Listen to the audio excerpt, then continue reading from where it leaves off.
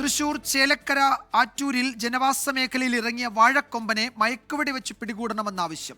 ഇന്നലെ രാത്രി ബൈക്ക് യാത്രികനെ ഒറ്റയാൻ ആക്രമിച്ചതോടെ മേഖലയിൽ ശക്തമായ പ്രതിഷേധമാണ് ഉയരുന്നത്. അതിനിടെ മൂന്നാറിൽ ജനവാസ മേഖലയിൽ ഇറങ്ങിയ പടയപ്പ വ്യാപകമായി നാശനഷ്ടമുണ്ടാക്കി.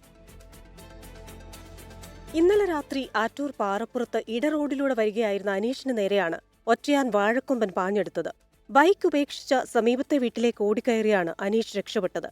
തുടർച്ചയായി 5-ാം ദിവസവും ആന ജനവാസ മേഖലയിൽ ഇറങ്ങിയതോടെ മയക്കുവെടി വെച്ച് ആനയെ പിടികൂടി മാറ്റണമെന്നാണ് നാട്ടുകാരുടെ ആവശ്യം.